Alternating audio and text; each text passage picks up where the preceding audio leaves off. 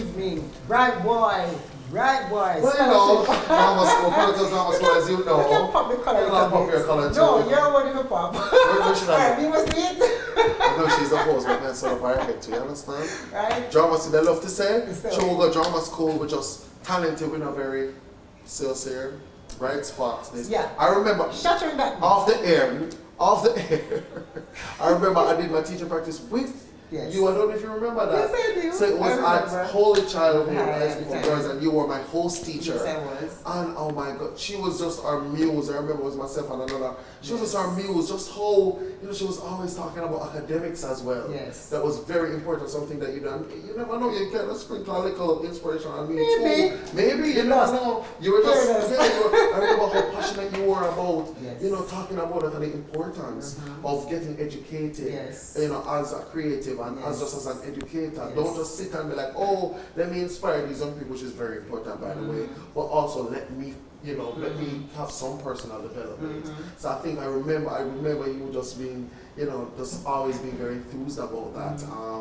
So big up to you too as well. Big up myself. Happy I'm in the mix because you know what? You have already made some serious strides, and so if I've played a role in that any at all, no matter how little bit, I'm taking that bragging rights. I'm sorry. That's what teachers and mentors and everybody who's gone before would have done. So I'm taking some of that bragging rights. So, Shivnin, talk to us. You went away to study in England and you came back. Tell us how that experience, studying in England, experiencing a whole different landscape where theatre is strong, and then coming back to continue the work. How has that experience really shaped now what you think and how you also do the kind of work that you're now doing or hoping to continue to do going forward? We're not going to tell you that, right? They did rough. Coming back from, because it was in the pandemic, so coming from there and then coming here. Listen, I had like culture shock. First of all, it was just a wonderful experience, and I'm very honored to be a recipient of, the Achieving Award, because not a lot of theatre arts persons are recipients, which is changing now. Right. But we give thanks, and we went there and we do our best. We always have to do that. While I was there, it was just a whole different ball game. First of all, studying at an international school and learning about different cultures. And I think my course, which was applied theatre, it was called long thing, applied theatre drama in educational, social, and community context. So that course was very diverse. That mix up, applied theatre, applied theatre, community theatre. That's education. That's a specialized. Very specialized course. And it really came up to its name. But it was a diverse course. We had a lot of people from different cultures. We had people from China, people from America, people from Canada. A lot of people. So it wasn't just British students that was mostly on it, because some courses do have. So it was a very diverse, international students. A lot of international.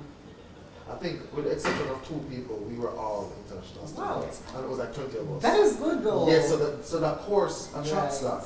So I learned a lot of things. So during the course, we'll have to do internships and go into spaces. And I was in a place called Lucia, with, I think that is a black community, that's a high black, a lot of people there, African and Jamaican, kind of diaspora going on there. And it was a youth center. Now in Jamaica, when you think of a community youth center, you think of, probably a little homework program, internet, internet ball for political food. These people, it's like a business, like an establishment. When you step in, it feels like an office, it feels like a corporate. People come there for work and they clock in the morning and they go home. After you have people in charge of coordinating this and coordinating that, and it's proper position. Right. So I was kind of like shocked. I'm like, hold on. This community center can be like this. Right. They have programs with different groups going on actively, and they're big on theatre because the British, the theatre. Like Jamaica, you go every the most churches per square mile per capita. They have a theatre per capita everywhere. Square mile per capita, and it really kind of woke something and be like, whoa. If I had wanted to, because even while I was there, they were advertising job positions. So if I wanted, I could have take you my know, job. I could have taken my job there, you know, but she then kind of advised us to said, come back "Listen, you have to home come and give back. She knows. She knows what's up. They They know what's that, up. listen, you never leave. But imagine, So they have to make a comeback to give back some back to here. Because if you go out to someone and say, oh, I'm working at a community center, they'll be like, these people are getting money, working in a community center, directing plays, writing plays, you know, coming to outreach. Right. And I was like, whoa, I could work at the community center and feel okay. I'll be okay.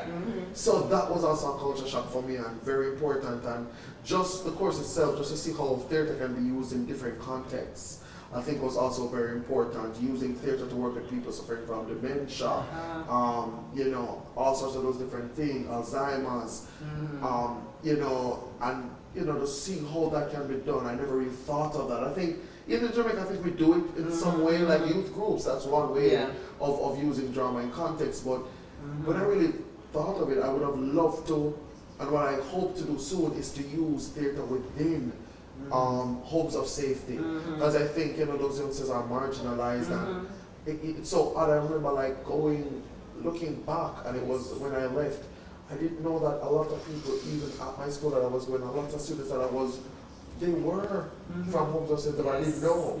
I mean, it wasn't this close, of course. We have a number of them here I didn't know. our programs. I had no, really? Yes, I had no idea. Our summer programs, sometimes our Saturday programs. Sometimes we go into them, in the homes. So I had no idea. Yeah. But then the thing is, that's the beauty of it, because they do it and they're talented, and they're not their circumstance. You know, our circumstances, they are their talent, they are their individuality. You know, they're their idiosyncrasies. We all also those have things them that as made full-time them students here. What? You just say See, and I learned that. Yeah. I learned that afterwards, and I'm like, wow, I had no idea that this was the case. So using drama in that really, really wanted me, you know, kind of like push me, kind of like inspire me to come back to Jamaica and do that. That's kind of like why I created Tropics, you know, and that's why I want, through the work of Tropics, we can do other things under the Tropic thing, you know, go in these spaces, give them access, just to even go and do ring games with them, you know, get them to play, because play is very important. You know, and work with older people too, because, you know, senior citizens, because I think, you know, sometimes we think that, oh, when you reach a certain age, that's it, you're finished. When I was, you know, studying there and going to these golden age homes, and just seeing something as just music, just doing music and have them dance and play about music from their time, it's just beautiful. So I really, really took a lot from the program, and I'm very grateful. And again, I kind of kick-started with Tropic Center. Tropic Center was not before studying there. I think that kind of got that bump. Because before, I would have never thought that I would want to create a new theater. But that program really, you know, so I really soak up as much as I could on that part. And I think, you know, we Jamaicans, you know, everywhere we go, we try our best to stand out and try our best to take as much as we can and leave our marks. I tried to do that, you know, and I wouldn't feel good if I never came back and tried to say, okay, you know what, this is a product of that trade and theory and practice that I did there, you know, kind of manifesting in So, this. are we seeing PhD on the horizon? Talk to me! Of course not right now. Of course not right now. But I hope so. I hope so. I think doing that, before I'd be like, because even before I'd be like, I don't need a master's for that. Yes. But then it happened. So then when you're doing that, you're like, and then, you know, hearing your lecturers talk to you and encouraging you to be like, this is not good. Then you say that it's very possible. Don't worry, the PhD bubbles by to the academic in you will not stay still. I guarantee you that. Not right now, but I'm foreseeing it. And I'm going to come from experience. Maybe, who knows? But from one academic to another, I know it. So that bug will bite at some point in time. So that's good. But tell us, Akeem, making theatre and having worked with so many persons in the industry, is there any one particular person whose work has constantly inspired you and motivated you, and who is it and why? Again, well, there are several persons, so many persons that I've worked with, and you know, kind of like come up, you know, under their tutelage. I was a Patrick Brown. I'll tell you another one, but I'm just throwing some names out there, Patrick Brown, you know, just how they work, and Trevor Neer, that duo. You know, I'm just blessed to have done 3 productions under their direction, which was Hurricane Honeymoon, Right Girl, Wrong Address, and Family Free. You know, just to see how they work. It's like a tag team. And that also inspired me to be okay with working with another director in this space, but just what they brought something different. So Trevor would come and, you know, he would help us understand the world of the play. Trevor being Trevor. Yes, the world of the play and dig within ourselves to try and, you know, go there. And then Patrick, of course, would then, you know, once we reach that level, know that we, and trust that we understand the role, we understand what is expected of us, and we know who these people are. And then he would kind of further take that into embodiment and into, you know, the space and into bringing the funny, the comedy and part of it, as well as still upholding the integrity of the roles and the characters. So I think that they complemented each other beautifully, and it just, every time it's being a part of that, it's making you feel like, what is going on? I'm so grateful. Yeah, so I give thanks for that. And then of course now, you know, Aston Cook, just not from the being directed by him perspective or the mentor perspective, but also as a writer perspective. Yes. He has some iconic plays. Country Duppy. Oh yes, that's a solid one. Country Duppy. Yes. Concubine. Yes. Single entry, right? Which is so close to my personal experience. And I remember that's why it spoke to me too, coming up as a barrel child. That's a story for another time. But I grew up as a barrel child, so that really spoke to me. Right. You know, as well. And you know, so a lot of these iconic and the Jamaica to Rocket series. All of them. All three. Yes. All three. Yes. So just the way he captures culture on stage. And Jamaicans love to see themselves on stage. Oh, yes. We love to see ourselves on stage. We love to see our culture and how every play, and that's something that I want to do too. And you know, we Tropics, every production that we do must be culturally motivated. The 2 plays that we did in 2 shorts, 1 stage. One play was called The Letter, one play was called Naya's House of Zion. The Letter had elements of revivalism in it, and Naya's House of Zion had Rastafarianism in it, you know, Rastafari in it, and you know, we kind of push that. That's what I want to do. Every play should have that element in it, just like Aston's script. His scripts are very cultural, you know, it really shows the different thematic, you know, relationships and themes throughout our culture. We really captivate that on stage in different ways, and I think that's something that, you know, all writers should, and I'm sure most Jamaican writers do that. But I think it's something that he did it in such a way that you just feel good when you're finished, like being a Jamaican and feeling good to watch a Jamaican play. Whereas if you have somebody visiting over here, bring them to us and you feel good, then you get quality Jamaican production. Grounded in your Jamaican style. Grounded Jamaican. Yeah. You know, because he loved it. You know, he loved culture. But that's the role of the playwright, you know, to help to tell the stories and help in the preservation of culture. Who we are and culture.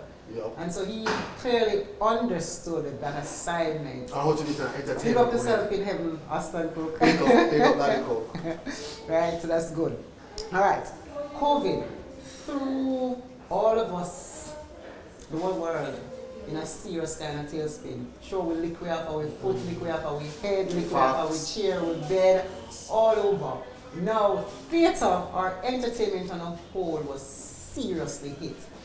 What do you think are some of the lessons for theatre coming out of the COVID pandemic, and do you think we've learned them? Are there lessons for us, by the way? I think we're still getting there. I think we're still trying to even know, because I don't think we've fully recuperated from it. I think we're still in the pandemic, not entirely, but you know, we're still being affected by that. I know for sure one of the things we don't have, you know, in Jamaica right now, we don't have spaces. You know, when I did our show for Tropics Theatre, it was at a church. I would transform into a theatre.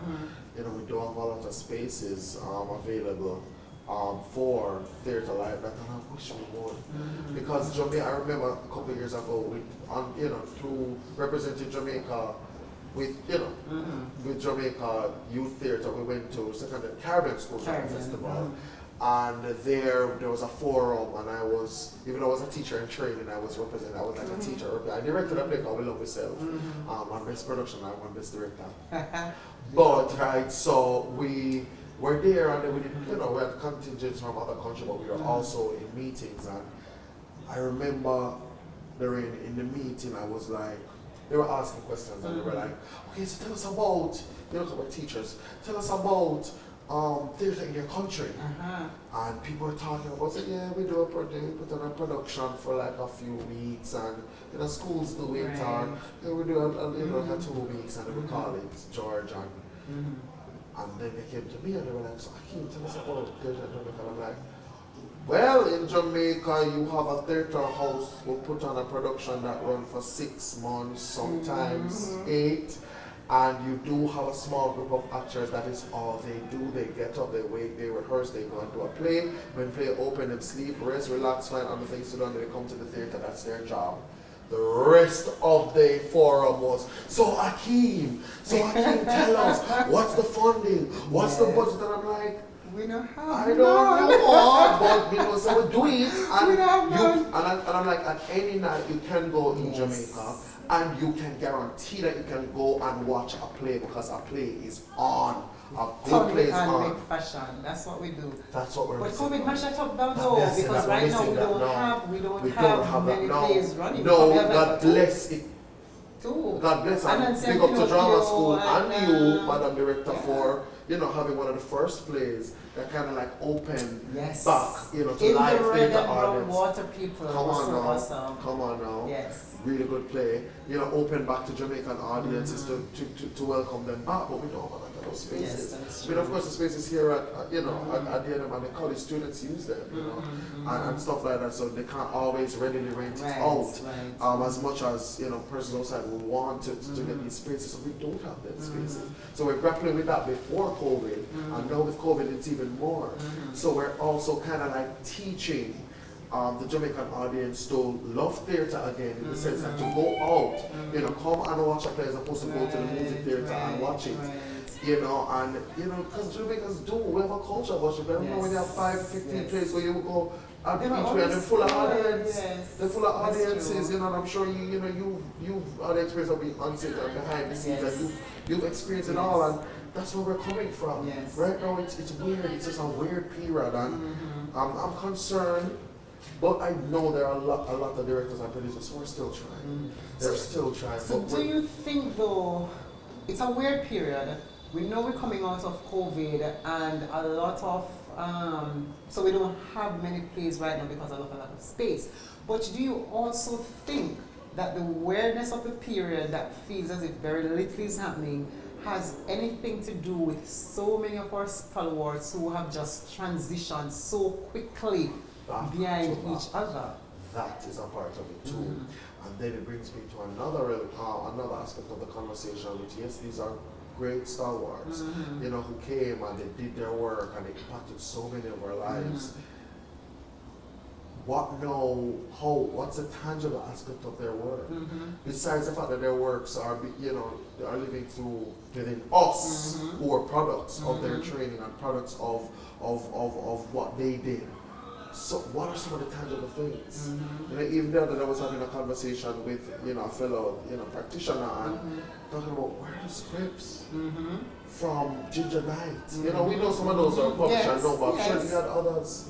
Where are the scripts from Aston Cook? Outside of the ones that he published. So they can live on. Where are they through? Are they in a museum somewhere? Are they published? Do the family have like a trust fund that we can get access to this? So I think what we can learn and take from this is, as practitioners now, you and I, we need to make sure that we get our work copyrighted, get our works, if you're a writer, or even if you're doing something, get it recorded, make sure that you're actively putting it in spaces and places that it is being consumed. Because while we love a live theater, you can watch back pre-recorded stuff. Where do all those things go? You know, where are they stored that this younger generation can get access to that? I think it's very important for us to do that, because if we don't, we're just going to be a memory. And we're just going to be like, oh, they were so good, but where is the work of it? So you do have a few people who, you know, their work, they can do it. Of course, David Scott, you know, he makes sure that his work, so and then it becomes a legacy. You know what I mean? And so legacy. That is speaking to a gap in theatre, though. That speaks to the research. The research and research storage component is what is missing, because all of those are research material, but Rex when did it. archived and put in a storage area where you know you can access, that comes with a story, then that is where we're speaking to research. And I think that is where you and I and others like us need to pick up this kind of man's and the slack and to make that happen. Because a number of persons would have already transitioned. Some persons may be at the door waiting to take their exits.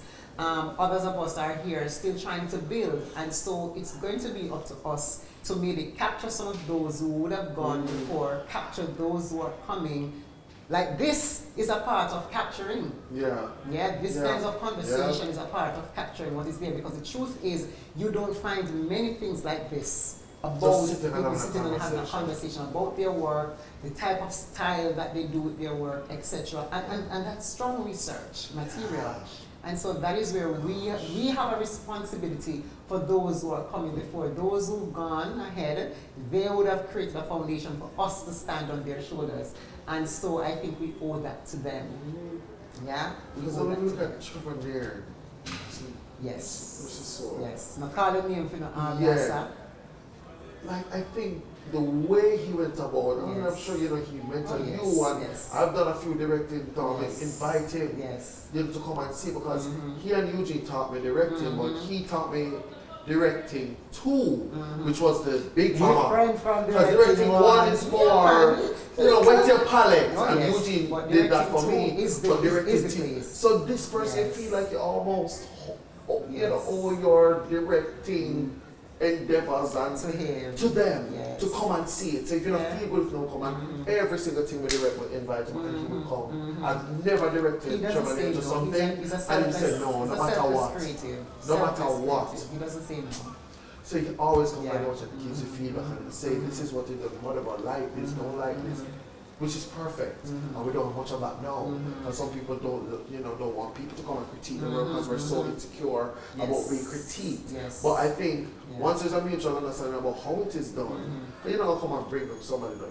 No matter how bad something is or how good something is, you must can find something positive and tell them how they can work on it or how they could have, you know, do it to make it a little bit more effective. So I think like even Trevor, his style of directing, it's the same, it don't change. How he directs is the same.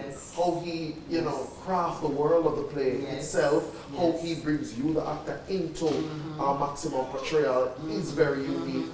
And I think that is something that should be studied. But how do we now study it? We don't know, describe it. We would need to go through some documentation, maybe speak with others with whom we have worked and see what else we can do. Because I think the same way Eugene is working through with his enhancing technique. I'm sure Trevor, there could be a name for Trevor Nairn's technique. It's just that we've all never paid attention to it. He doesn't focus on those things. He just wants to get the work and get the best work out there and get the best out of you. And so, but I think that is where you and I will have to come in, and along with many others of us, to say that this is a space for us.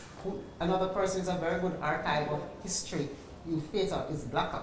You know, Blacker can give you information just like that off the tip of his head. But people, you'll hear about that from him very soon, and he'll give you all of that bit of information. All right, Akeem, so let us talk about performance. Has there ever been a time when you go on stage and you're blank? You can't remember the line, you don't remember what to do. What is it that you did to fix that? Alright, okay, this is going to be a little funny turn. So as an actor and as an educator, you teach people to perform and to teach them, you can't teach confidence, but you try to, let them understand to be confident on stage. I was in a play, acting for years, done so many things in front of live people and do it effortlessly. And it's so weird because it's also showing how every generation is different. I was in this production, Regular Wrong Address by Patrick Brown, acting in the production, and so I was on, let me tell you what first and then I reveal. So I was doing a production and then I think I got a call from my mom saying that she's in the hospital, she's getting a surgery done, and I am in the middle of a play when I'm seeing this. And I'm like, Jesus, this is my mom. Literally, my mom is in a, she had done a surgery before, and then something wasn't done properly, and she had to be rushed because she felt ill. Wow. So now I'm honestly, I'm worried now about her. I'm in the middle of this show. And I went on stage, it was like the first scene went and the second scene, and I'm on the stage with a fellow actress.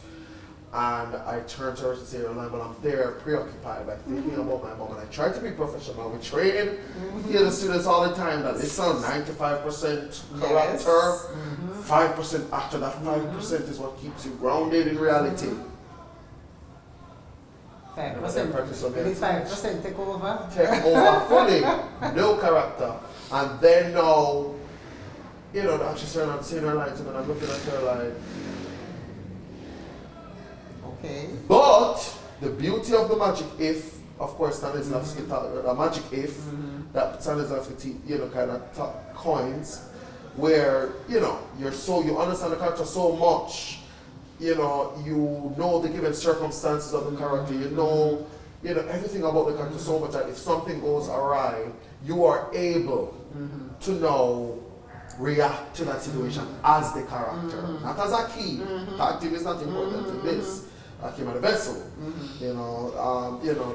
the person who kind of steer the ship, but they don't want to see Akeem. So in that moment, I'm looking at her, and I'm looking at her because I know that I messed up and far ahead mentally. I'm looking at this actress wanting her cue, and I just went and I hugged her because we were lovers in the scene, and I hugged her. Kissed her on the cheek, rubbed her face, but I called for that in the moment. So I know that that moment, but we had that relationship, of course, that I could hug and kiss her on the cheek. I didn't say what proper kiss. But we had that, so I'm like, okay, I'm not remembering this line, and I look at her, we smile at the audience and laugh at it, So the audience enjoying it. They're enjoying the romantic thing, and then she's like, what about should I try cue me? And then, I look at her and she gave me another cue, and I'm like, thank you, I got it now, and I took it from there. Guys, if you're interested in drama, go to drama school. It's important you learn these things. Yes. It's a skill, and that's what you just do. Because I was blank. And it's not a skill that stays on the stage. That's it, guys, listen. No. It's not a skill that stays on the stage. It makes you quick thinking. In circumstances when things happen, you move immediately. I can tell you, I remember when I was at early childhood and we had Riverton start bun, and the students got into a critical thinking. And when they got into that moment and everybody had dropped down. Yes, and I remember initially I just immediately kick in, and I remember running to sister and I said, sister, did we call the parents and tell them to come for the girls? Because we were dismissed school, and I said, did you put something out on the air? And she said, oh, thank you so much, Miss Reid. I'm just saying, what that does for you when you develop that skill is that you don't get into panic mode. You always think about how we fix this. Yes, fix it mode. Yeah. So it is indeed a real skill. Big up Sherry McDonald Russell. Oh, you were playing that was I see now. I think so many persons have one of those stories of going blank on stage, as a performer, and everybody handles it in a different way based on given circumstances. And so it's really one of those skills that's critical to have. And so, Akeem, young people, look in the camera. Who wants to be young creative? Give them some advice. Advice. No, what I always say, and I think it's very important, and of course aligns itself with the work that is being, we're at the end of the college, if you don't know by now, that aligns, the work with this institution is, you can't be passionate, want to be a star, and want to perform, and want to act, and you don't research about that field, you don't research about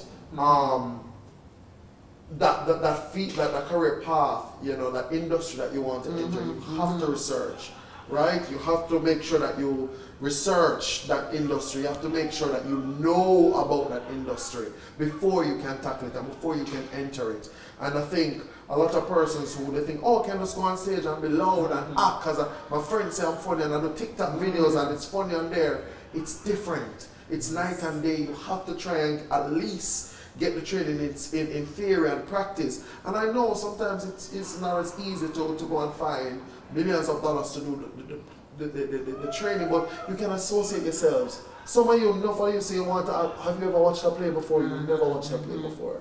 But you've gone to the movies. Use that. If you like something and you want to venture in that career path, you have to put yourself into spaces that will help you to even further inspire you or to educate you better about it. And maybe when you start having conversation, reach out to people, email them, message them, go on their social media. Hello, I'm a young upcoming actor. I'd like to come and, to know about the industry. Not to be like, oh, can I get a work? Is that the work? But can I learn about it? I would love to have a little interview with you just to talk, because I want to tell my mother about sending me to Edna, but I don't just want to go and tell her that. But maybe if I speak to you, you can tell me about, the ins and outs of doing that. Maybe she will listen to me a little bit better, so so you can help me craft what I'm going to say to her to make her really support me. So I think they need to learn about it. I think you cannot want to venture in a career path and you don't know. But so all I'll say is research. Go into spin, do it. I love to watch TV, and I think that's part of what made me a little bit a writer too, because I watch things and I observe them and I look at the literary devices and I look at the techniques used and the concepts used, and then I'm like, let me try this, or how do they do this? What are they saying? What are the interviews that they do about it? So I'm not going to tell you that, oh, follow your dream. No, go research, learn about the career path, because you might see the embellished aspect of it, which is the final product, when people being on stage and people laughing and clapping and they're in a costume and they make you laugh, but you don't know what goes behind the scenes. The grits. You don't know the grit. You don't know some of the ins and outs. How do I get to be a part of a production? How can I do this? Can I just go to Edna College? Do I need to? Do they have a program there that I can probably kind of understand first before I do? I'll always say, I'm not going to tell people to just try your luck and go out there and go and watch plays and try to talk to people to get to work. I'm going to tell you to go and get trained, because it makes a difference. And I think my journey was, where I started, I had a foot, outside the theater doing it, as well as I was getting the training. And I think that was the best thing I ever did. I'm glad I never met the fever kitchen on my head and decided to stop and be like, I don't need to do this. I felt like it was important, because now I sit here in front of you being a part-time lecturer at the School of Drama, full-time drama educator at the Hillel Academy. And I have my own theater group working with and giving back in that sense. You know what I mean? So, and I'm an actor as well. If somebody comes right to go to production, I'm there and I'm ready. So it gives you more options. Yes, you can act, but theater is very seasonal sometimes, and you won't always be in a play. What can you wrap back on? Try to be logical. Can I just go and do a play, or do I need to have something else and still uphold my passion of doing theater? Because I always tell people that, theater can be, I don't want to say a hobby, but it can be another job, career path, in addition to something else. You know what I mean? But learn about it, know about it. Don't just do it just cause, literally learn about it. Because I've never spoken to someone in the theater industry and they not know about things. They don't know about. I've never again, oh yeah, we're going to play and act. They know about stuff. They watch. They go and watch other productions. They know about it. They research. They watch stuff. So learn about your thing before you try to venture. It makes no sense to, venture in something that you don't know. Awesome. Good advice. Take it. So we're coming down. Akeem, when you're not, let's jump out of the theater.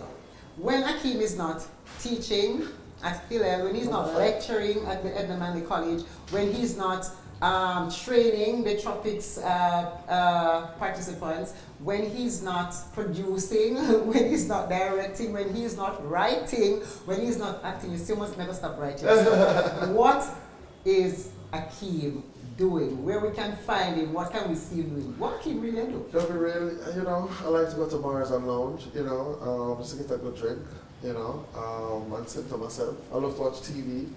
I'm a TV head. I'm a show. Like I love movies. A TV head.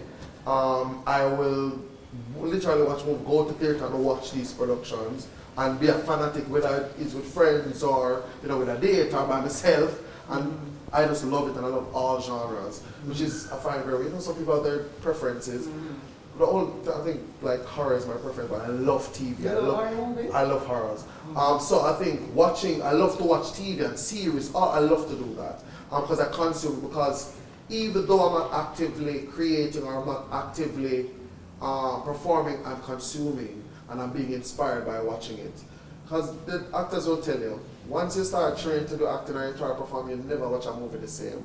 Because they're going to know, why should I do that? Why didn't make that choice there? Why did they? No, I feel like that's not effective. I think they could have done this. I didn't like the arch here. I think I could suggest. It's never the same. Look on the boom at the top of the screen there, so. How come the director missed that? Trust me, it's never the same once you do that. But that's what I do. I do find time to have fun because I am a fun-loving person. But I always find myself still consuming the art. It doesn't matter what. Right now, I'm just thinking of how I can plan a trip to go to New York or watch. And I have a little thing, a little quirk, I don't know, a little hobby where wherever city I'm in, whether it's, wherever I am, I'm visiting, I try to find out a theater that is on, like a live theater that is on, and if a celebrity actor is in it, so I can go and watch them. Yeah. And I want to go and see Ariana Grande in Wicked in New York. She and Cynthia Erivo, always an Oscar nominee. They're going to do Wicked live, in the West End. So hopefully I can be there to go and see that. So that's my little theater nerd. Yeah, it's a nerve. The hobbies and the interests are expensive and quite ambitious, but they're not impossible. They're not impossible. So, Akeem, the last word, and I wanted to give the last word to the powers that be. If you could tell them anything that you'd really want them to do to make theatre in Jamaica different, better, positive, big, larger than life, what would that message to them be? Looking at camera, tell them, now is the moment, that's the last word.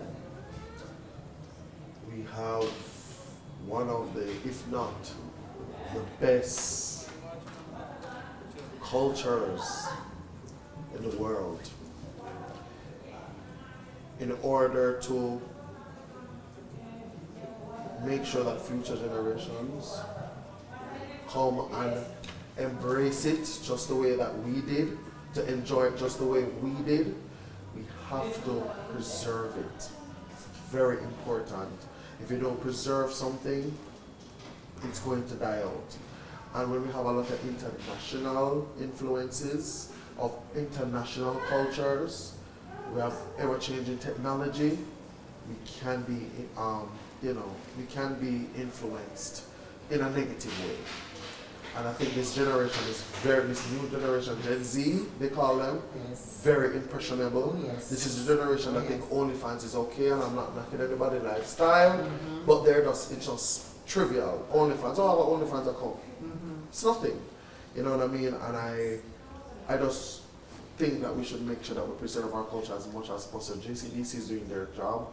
I think we also, as creatives, need to make sure that we seek out stories that capture that moment of reality for consumers, for audiences, whether it's a mother-father relationship, whether it's just getting into doing a documentary on burial children, whether it's doing a documentary on single mothers, doing a documentary on homeless persons, because a lot of misconception think that when you see people walking on the road and they're disheveled and they don't live anywhere, that they're crazy. Not all homeless people are mentally ill. Touching on the thing of mental illness, in Jamaica that is almost non-existent.